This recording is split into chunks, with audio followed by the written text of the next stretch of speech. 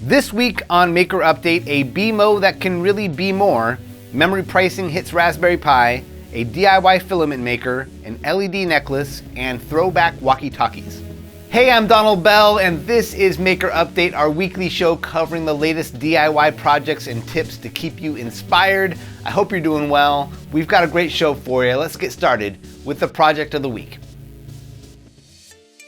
From brenpoly, we have the latest advancement in a recreation of the character BMO from the animated series Adventure Time. There's just something about this particular character that has inspired countless recreations over the years. Of course, it helps that BMO is a robot with a button interface and a screen. It's all familiar territory. But when you dig past the hardware, what we really want from a BMO is companionship, right? A funny little robot friend you can talk with. And that's what Bren's project here is really all about. From a hardware perspective, we've got a Raspberry Pi 5 computer with a Pimoroni NVMe-based Duo for adding all the storage needed to run local AI agent software. There's also a stack-on shield for adding battery power and an Adafruit Feather board for turning all the hardware buttons into HID-compatible keystrokes that the Pi can understand. And then you have a 5-inch touchscreen, a USB microphone, a speaker, and you wrap it all up in this outstanding custom 3D printed enclosure. But what's really interesting here is what's going on in the software, since that's really what's going to make or break the promise of having a charming robot friend. From a high level, the software cycles through 4 phases: waiting, listening, thinking, and speaking.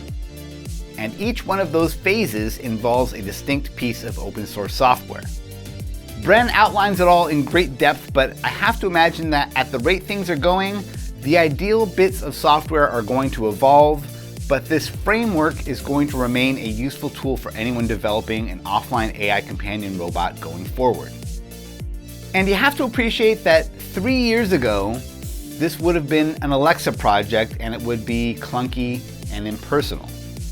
1 or 2 years ago, this would be a ChatGPT interface, but it would be slow, connected to the internet, and a real privacy concern. But right at this moment, we have this unique combination of offline capable AI software and relatively low-cost computer hardware capable of running it. We can, right now, make our own personalized companion droids that exist entirely offline. No data centers, no data mining, no subscription fees. I think it's an interesting idea to wrap your head around.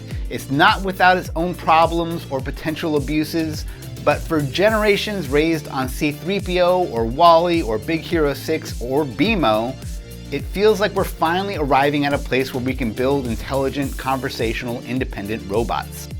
And it's projects like BMO here that are pulling back the curtain on this new reality, and I think it's super exciting. Now for some news. Due to a global spike in memory prices, your next Raspberry Pi project could be more expensive. On the Raspberry Pi blog, you'll find a table showing the recent jump in pricing, as much as $60 for the top-of-the-line configuration of the Raspberry Pi 5. It's a bummer, but it's the reality we're dealing with at the moment.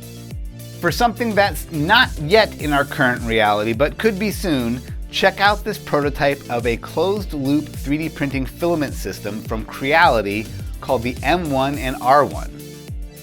Currently in crowdfunding, the R1 is a desktop filament shredder that turns your scrap material into tiny chunks that you can feed into the M1. The M1 is a desktop filament extruder that makes reels of 3D printing filament from new or recycled material. It remains to be seen how well the system actually works or what it might cost, but it's a new and interesting idea I haven't seen like this before. Now for some more projects. On Adafruit, Erin St. Blaine has a new guide on making this WLED controlled LED matrix necklace. What's interesting here is that instead of using the default linear LED animations, you're setting this up to use a 2D matrix. The project uses the Adafruit ESP32 Feather V2 board, which isn't the smallest WLED compatible board, but comes with a handy LiPo battery connection and built-in charging over USB. On Instructables, Lewis from DIY Machines has a great guide on making your own working, retro, Radio Shack style walkie-talkies inspired by season 5 of Stranger Things. But regardless of the tie-in with the show, as someone who grew up on Radio Shack in the 80s, there's just something about the oversized, chunky design of these that I love.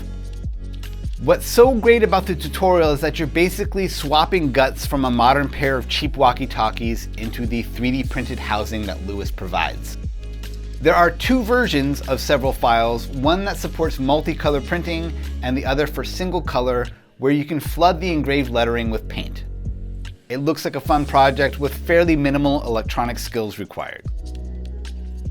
Now for some tips and tools. On his channel, Chris Borge shows how he made this large turntable designed for 3D scanning. Like many of his other projects, Chris is using a mixture of 3D printing and embedded concrete, providing some extra durability and stability. There's also some clever fixture holes on the plate here, making it easy to hold and prop up objects. He's provided the 3D files on printables so that you can go and try to create one for yourself. And here's a tip for anyone hoping to make a little money on their next project.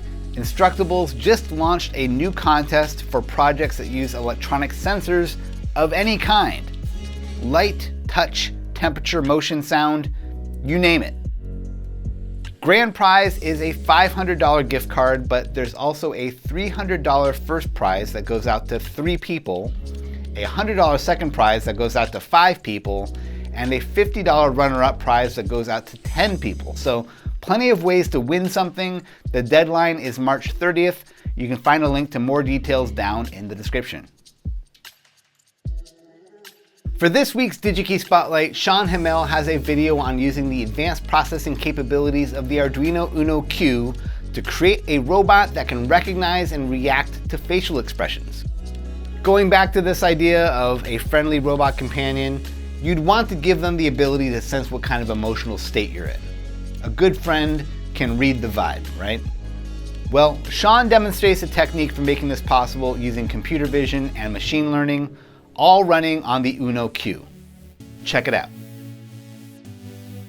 And that does it for this week's show. Be sure to subscribe, leave a thumbs up, leave a comment. Big thanks to DigiKey for making this show possible, and thank you for watching. I'll see you soon.